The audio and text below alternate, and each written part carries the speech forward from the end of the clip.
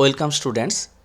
উচ্চ মাধ্যমিক পরীক্ষার সেমিস্টার 3 এর প্রস্তুতি হিসাবে আজকে আমি পাইথন প্রোগ্রামিং শুরু করছি এবং এই প্রোগ্রামিং ল্যাঙ্গুয়েজ বলার সঙ্গে সঙ্গে ইম্পর্ট্যান্ট এমসিকিউ কোশ্চেনগুলো কী হবে সেটাও আমি আলোচনা করে দিচ্ছি। তোমরা ভিডিওটা স্কিপ না করে ভালো করে দেখো এবং মন দিয়ে শোনো কিভাবে আমি তোমাদের সামনে এই বই থেকে আলোচনা করছি। তোমাদের সামনে যে বইটা মেলে ধরেছি এই বইটি গুহপালের বই, সেমিস্টার 3 কম্পিউটার অ্যাপ্লিকেশানের জন্য। এই বইটি থেকে তোমরা কম্পিউটার সায়েন্স যারা আছো তারাও কিন্তু অনেক হেল্প পেয়ে যাবে। এখানে প্রথমে আসছি পাইথনের প্রাথমিক ধারণা। এখানে কিন্তু একটা প্রথম লাইনটাই কিন্তু এমসিকিউর ইম্পর্টেন্ট প্রশ্ন, যে পাইথন কি আবিষ্কার করেছিলেন? গুইডো ভ্যান রসাম 1991 সালে ফেব্রুয়ারি মাসে পাইথন প্রোগ্রাম ল্যাঙ্গুয়েজটি প্রথম আবিষ্কার করেছিলেন। দ্বিতীয় এমসিকিউর প্রশ্ন, যে কোন ল্যাঙ্গুয়েজগুলোর সাহায্যে পাইথন তৈরি হয়েছিল? পাইথন প্রোগ্রামিং ল্যাঙ্গুয়েজ যেসব ল্যাঙ্গুয়েজ দ্বারা প্রভাবিত হয়েছিল সেগুলো হচ্ছে এবিসি, বেসিক, মডিউলার 3। তোমাকে এই তিনটে মনে রাখতে হবে। অন্য কোনো বাকি তিনটে এমসিকিউতে দেওয়া থাকবে, হয় মডিউলার 3 বা এবিসি বা বেসিক, এটা দেওয়া থাকবে। দুটো এমসিকিউর প্রশ্ন কিন্তু এখানে ইম্পর্ট্যান্ট এবং এখানে পেয়ে গেলে। এবং এরপরে আসছি, দেখো যে পাইথন নামটা কেন উনার মাথায় পাইথন নামটা এসেছিল। আরেকটা এমসিকিউর প্রশ্ন এখানে দেখে নাও, যে পাইথন হচ্ছে object oriented programming language.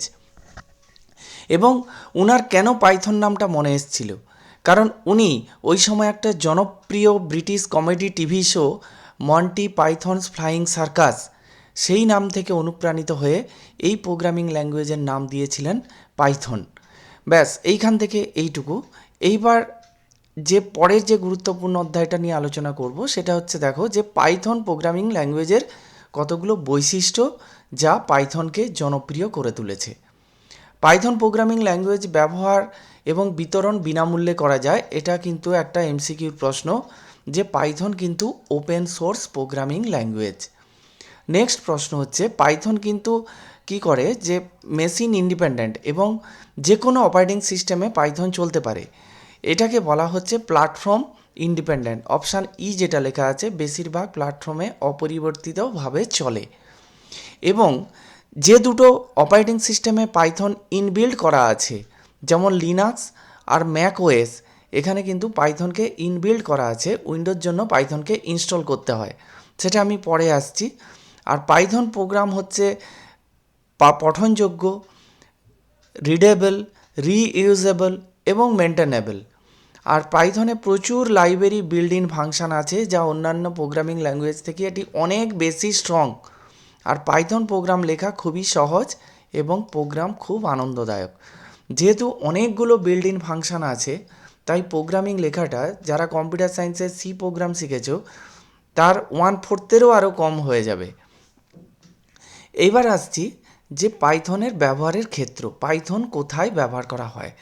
Python system programming তৈরিতে পাইথন ব্যবহার করা হয়।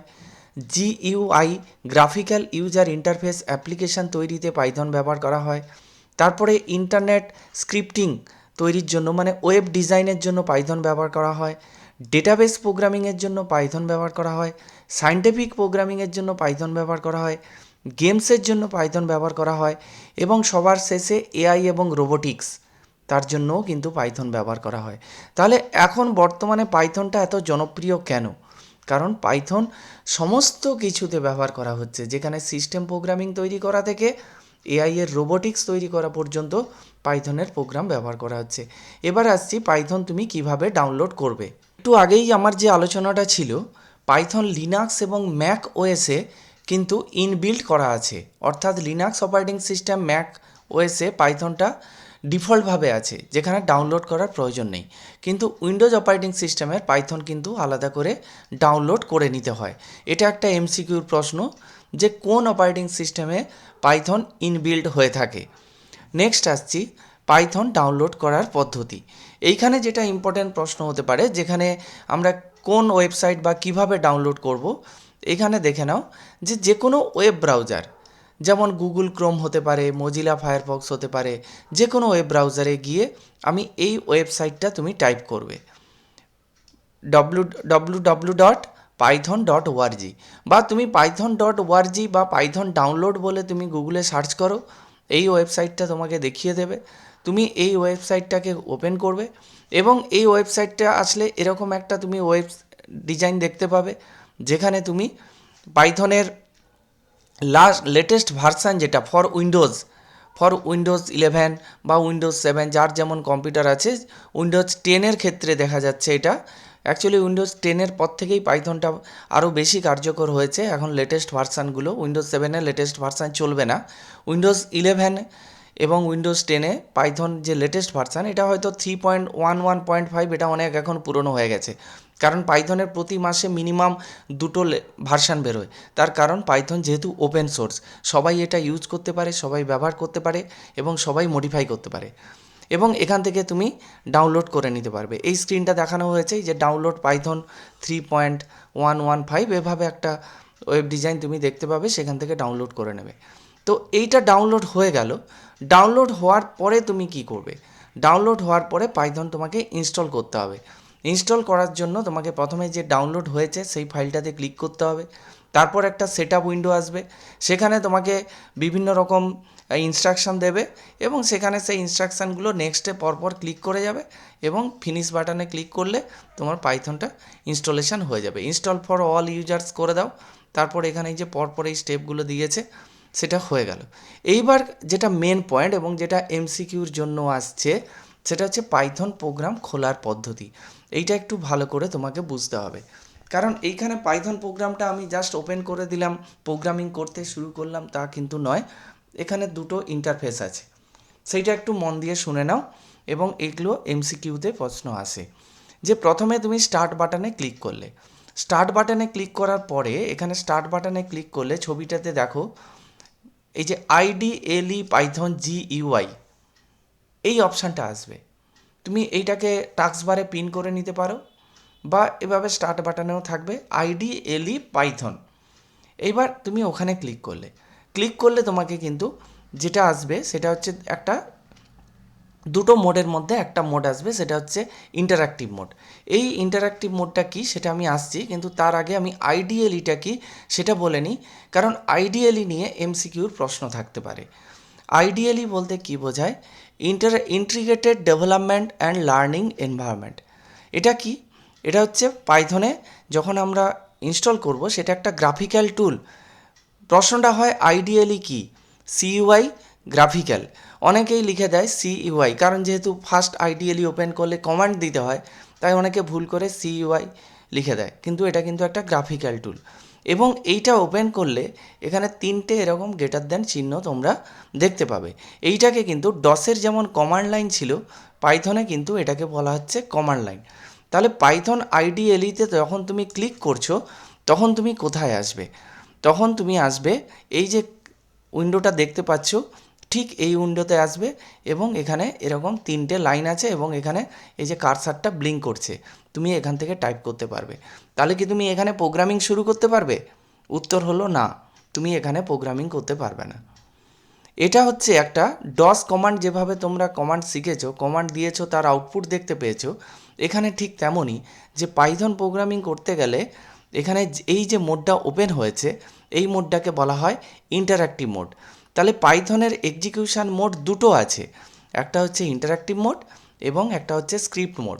IDLEতে ক্লিক করলে ফার্স্ট যে মোডটা ওপেন হবে সেটাকে বলা হচ্ছে ইন্টারঅ্যাক্টিভ মোড। ইন্টারঅ্যাক্টিভ মোডে তোমরা এই স্ক্রিনটা যেটা দেখতে পাচ্ছ এরকম ছবি দেখতে পাবে এবং এখানে এই কমান্ড প্রম্পট দেওয়া আছে। এই কমান্ড প্রম্পটে কিন্তু তুমি যা লিখবে পরের লাইনে দেখাবে। তাহলে তাই এটাকে বলা হয় স্যান্ডউইচ মোড। কিভাবে স্যান্ডউইচ মোড? একটা কমান্ড, তার আউটপুট, আবার একটা কমান্ড, তার আউটপুট। যেমন এখানে একটু স্ক্রিনটা ছোট আছে, একটু দেখে নাও। প্রিন্ট হ্যালো ওয়ার্ল্ড, তারপর যদি কেউ তুমি এন্টার প্রেস করো তাহলে তোমাকে আউটপুটটা দেখাচ্ছে হ্যালো ওয়ার্ল্ড। এরপর তুমি 2+2 করেছো, এন্টার প্রেস করলে 4 দেখাবে। তারপর একটা ম্যাথামেটিক্যাল ক্যালকুলেশন দিয়েছো, এন্টার প্রেস করেছো, 29 দেখাচ্ছে। তাহলে স্যান্ডউইচ কী করে হচ্ছে? তাহলে কমান্ড, আউটপুট, এন্টার দিলে আউটপুট, আবার তুমি কমান্ড লিখছো, তাহলে আউটপুটটা কিন্তু দুটো কমান্ডের মাঝে স্যান্ডউইচের মতো সিস্টেমের মধ্যেই দেখাচ্ছে। তো এইটাকে বলছি আমরা ইন্টারঅ্যাক্টিভ মোড। ইন্টারঅ্যাক্টিভ মোডে কী করা যায়? ইন্টারঅ্যাক্টিভ মোডে জাস্ট কমান্ডগুলোকে চেক করতে পারবে যে এই কমান্ডগুলো ঠিক বা এই কমান্ডটা কিভাবে কাজ করে, জাস্ট সেটা ইমিডিয়েটলি সেটা তুমি চেক করে নিতে পারো। সেটা হচ্ছে ইন্টারঅ্যাক্টিভ মোড। কিন্তু এখানে প্রোগ্রাম লিখে রান করা যায় না, প্রোগ্রাম সেভ করা যায় না। তুমি ভবিষ্যতে প্রোগ্রামটা আজকে যে প্রোগ্রামটা লিখলে ইন্টারঅ্যাক্টিভ মোডে যদি লেখো সেটাকে তুমি সেভ করতে পারবে না। তুমি পরের দিন প্রোগ্রামটাকে যদি ওপেন করতে চাও তাহলে কিন্তু ইন্টারঅ্যাক্টিভ মোড কার্যকরী নয়। তাহলে তোমাকে কিন্তু চলে যেতে হবে স্ক্রিপ্ট মোডে। স্ক্রিপ্ট মোড তুমি সবসময় প্রোগ্রামের ক্ষেত্রেই ইউজ করবে। স্ক্রিপ্ট মোডে যাওয়াটা খুবই সহজ, কারণ এই যে এখানে ফাইল দেখতে পাচ্ছ, এই ফাইলে ক্লিক করলে নিউ অপশান আসবে। সেই নিউতে যখন তুমি ক্লিক করবে তখন যেটা এলো সেটা হচ্ছে স্ক্রিপ্ট মোড। এই যে নিচে লেখা দেখা যাচ্ছে স্ক্রিপ্ট মোড। এই স্ক্রিপ্ট মোডে কী করতে পারবে? এই স্ক্রিপ্ট মোডে তুমি প্রোগ্রাম লিখতে পারবে এবং প্রোগ্রামকে সেভ করতে পারবে। এখানে আর কমান্ড লাইন আসবে না, এই 3টে গ্রেটার দ্যান সিম্বল আসবে না। এবং এখানে তুমি সেভ করার পরে এখানে ফাইলে গিয়ে সেভ করবে, সেভ করার পরে তুমি রান করবে। এখানে একটা কথা ভালো করে শুনে রাখো যে রান মডিউলে রান করার আগে কিন্তু সেভ করতে হবে। প্রোগ্রাম সেভ না হলে প্রোগ্রাম রান হবে না। আর এখান থেকে একটা ছোট্ট এমসিকিউ কোশ্চেন মনে রাখো যে স্ক্রিপ্ট মোডে রান করতে গেলে রান মডিউলের আন্ডারে রানে ক্লিক করতে হবে। এটা যেমন জানলে, কিন্তু ডাইরেক্ট কিবোর্ড শর্টকাট কী আছে F5 ফাংশান, F5-এ ক্লিক করলে F5 তুমি যদি প্রেস করো তাহলে কিন্তু ডাইরেক্ট রান হবে। কখন রান হবে? প্রোগ্রামটা আগে সেভ করতে হবে। যদি সেভ করা না থাকে তাহলে F5 ক্লিক করলে সেভ করার অপশান দেবে তোমাকে, তখন তুমি যে কোনো একটা নাম দিয়ে প্রোগ্রামটা সেভ করবে। আমি একটু আগে যেটা বললাম সেটাই ছবির আকারে বলা আছে, এখানে ছবিতে বইয়ে দেওয়া আছে সুন্দর করে। ফাইলে গিয়ে ক্লিক করলে নিউ ফাইল এলো। নিউ ফাইলে যখনই ক্লিক করবে তখন এই যে উইন্ডোটা খুলেছে দেখতে পাচ্ছ, এই উইন্ডোতে তোমরা কিন্তু প্রোগ্রামটা লিখতে পারবে। এখানে যেমন এই উইন্ডোতে লেখা হয়েছে হ্যালো ওয়ার্ল্ড, তাহলে এইখানে কিন্তু এই কমান্ড প্রম্পটটা দেওয়া নেই, একটাই লাইনের প্রোগ্রাম, শুধু হ্যালো ওয়ার্ল্ড। সি প্রোগ্রামিংয়ের মতো প্রথমে হ্যাশ ইনক্লুড বা অন্য কোনো ফাইল বা ভেরিয়েবল ডিক্লারেশান এসবের কোনো প্রয়োজন নেই। এখানে ভেরিয়েবলকে কোনো ডিক্লারেশানই করতে হয় না। তুমি যখন ভেরিয়েবল ইউজ করবে সে ভেরিয়েবলটা ওর ডেটা টাইপ অনুযায়ী অটোমেটিক্যালি নিয়ে নেবে ওর ডেটা টাইপ, কিন্তু তোমাকে আগে থেকে কী ডেটা টাইপের ভেরিয়েবল ইউজ করছো সেটা এখানে বলার প্রয়োজন নেই। তাহলে এখানে প্রিন্ট হ্যালো ওয়ার্ল্ড লিখলে প্রিন্ট ফাংশান ইউজ করেছি, জাস্ট এটুকুই। %d %s এগুলো কিছুই প্রয়োজন নেই। তো তারপরে কি করবে? তারপরে ফাইলে গিয়ে সেভ অপশানে ক্লিক করবে। এই নেক্সট ছবিটা, সেভ অপশানে ক্লিক করলে একটা ফাইল নেম চাইবে, তুমি একটা ফাইল নেম দিলে এবং ফাইল নেম দেওয়ার পরে এটা সেভ হয়ে যাবে। এই সেভ করার সঙ্গে সঙ্গে তোমাকে একটা এমসিকিউর প্রশ্ন মনে রাখতে হবে। কি এমসিকিউর প্রশ্ন? যে পাইথনের যে আমরা যখন সেভ করি বা পাইথনের এক্সটেনশান কি? পাইথনের এক্সটেনশান হচ্ছে .py। এটা কিন্তু তোমাকে অবশ্যই মনে রাখতে হবে এবং এটা তোমাকে এমসিকিউর জন্য প্রিপারেশান করতে হবে। সেভ হয়ে গেল। সেভ হওয়ার পরে কোথায় যাব? এখানে রানে ক্লিক করব। রানে ক্লিক করলে কি হবে? রান মডিউল আসবে এবং F5-এ ক্লিক করবে অথবা F5-এ ক্লিক করবে। রান মডিউলে ক্লিক করবে অথবা F5-এ ক্লিক করবে। F5-এ ক্লিক করলে আর একটা নতুন উইন্ডো খুলবে। ওই উইন্ডোটা পিছনে থেকে গেল, তার উপরে একটা নতুন উইন্ডো খুলবে। সেই উইন্ডোতে এইভাবে হ্যালো ওয়ার্ল্ড লেখাটা দেখাচ্ছে। এই যে উইন্ডোটা, এটা কিন্তু ওই ইন্টারঅ্যাক্টিভ উইন্ডোর মতো। এটা কিন্তু সেই কমান্ড প্রম্পট এখানে দেখো দেওয়া আছে এবং তার মাঝখানে হ্যালো ওয়ার্ল্ড দেখাচ্ছে, কিন্তু এটা ইন্টারঅ্যাক্টিভ মোডের মতো সেই উইন্ডোটাই তোমরা দেখতে পাচ্ছ। এইবার আসছি পাইথনের স্ক্রিপ্ট মোডের ব্যবহার। পাইথনের স্ক্রিপ্ট মোডের ব্যবহার কেন করি আমরা? কারণ প্রোগ্রামটাকে রিইউজ করা যায়। প্রোগ্রাম একবার লিখে সেভ করে রাখলে পরে আবার ওপেন করা যায়। আর একাধিক কার্যকারিতা সহ বড় প্রোগ্রাম লেখার জন্য আদর্শ হলো স্ক্রিপ্ট মোড। কারণ ইন্টারঅ্যাক্টিভ মোডে তো বেশি প্রোগ্রাম লেখা যাবেই না, বেশি লাইন লেখাই যাবে না, 2-1টা লাইন টেস্টিং করার জন্য লেখা হয়। আর পুরো অ্যাপ্লিকেশান সফটওয়্যার তৈরি করার জন্য স্ক্রিপ্ট মোড ব্যবহার করা হয়। ডেটা অ্যানালাইসিস, মেশিন লার্নিং এগুলোর জন্য কিন্তু স্ক্রিপ্ট মোড ব্যবহৃত হয়। এইবার আসছি আরেকটা বিষয়ে, যেটা হচ্ছে পাইথন কমান্ড লাইন। তাহলে এই পাইথন কমান্ড লাইন কিন্তু আমি যেমন আইডিয়ালি বললাম ইন্টারঅ্যাক্টিভ মোড আর স্ক্রিপ্ট মোড, তার চেয়ে কিন্তু এটা একটু আলাদা। এই কমান্ড লাইনটা কি? এই কমান্ড লাইনটা হচ্ছে ডসের মতো একটা কমান্ড লাইন রেখেছে, এখানেও প্রোগ্রামগুলোকে লেখা যায় এবং প্রোগ্রামগুলোকে রান করা যায়। কিন্তু আগের এই স্ক্রিপ্ট মোডের চেয়ে এটার পার্থক্য হচ্ছে, স্ক্রিপ্ট মোডে যেমন একটু দেখে নাও, এখানে প্রোগ্রাম লিখলে কালার চেঞ্জ হতো। আমি আবার ফিরে আসছি স্ক্রিপ্ট মোডে। এই যে প্রিন্ট যে ফাংশানটা, এই প্রিন্ট ফাংশানটা এখানে যেমন লিখেছে, এখানে কালার চেঞ্জ হয়েছে। এখানে প্রিন্ট হচ্ছে রেড কালার, তা হ্যালো ওয়ার্ল্ড লিখেছি, এটা একটা আলাদা কালার চেঞ্জ হয়েছে। এবং তার আউটপুট যেটা দেখতে পারবো সেটাও একটা কালার হবে, ব্লু কালারের আসবে। কিন্তু কালার চেঞ্জ হতে গেলে আমরা প্রথম প্রথম বুঝতে পারবো না, পরপর দেখে বুঝে যাব যে কালার চেঞ্জটা কেন হচ্ছে এবং কালার চেঞ্জটা হলে সুবিধাটা কোথায়। কারণ আমরা কালারের উপর ডিপেন্ড করে বুঝতে পারি আমরা কোডটা ঠিকঠাক লিখছি না ভুল লিখছি। এইবার কমান্ড লাইনে যেতে গেলে আমাকে আইডিয়ালি মোডে তাহলে ক্লিক করব না, তাহলে পাইথন কমান্ড লাইনে অপশানে ক্লিক করব, স্টার্টে ক্লিক করব, দেন কমান্ড লাইন। কমান্ড লাইনে ক্লিক করার পর এরকম একটা কালো স্ক্রিন ওপেন হবে। সেইখানে ঠিক এই যে এইখানে কালো স্ক্রিনটা ওপেন হয়েছে ইন্টারঅ্যাক্টিভ মোডের মতোই, এবং সেই কালো স্ক্রিনে কিন্তু পরপর আমি প্রোগ্রাম লাইন লিখব এবং প্রতিটা লাইনের জন্য কিন্তু এভাবে দেখতেই পাচ্ছ তোমরা, এভাবে লেস দ্যান গ্রেটার দ্যান আসছে এবং সেটা মানে এটা সিমিলারিটিজ আছে ইন্টারঅ্যাক্টিভ মোডের মতো, কিন্তু স্ক্রিপ্ট মোডের মতো এটা নয়। তো এইটাই হচ্ছে পাইথন কমান্ড মোড। এটা তোমাদের সিলেবাসে জাস্ট এইটুকু জানার জন্য আছে এবং এখান থেকে সেরকম কিছু প্রশ্ন আসার সম্ভাবনা নেই।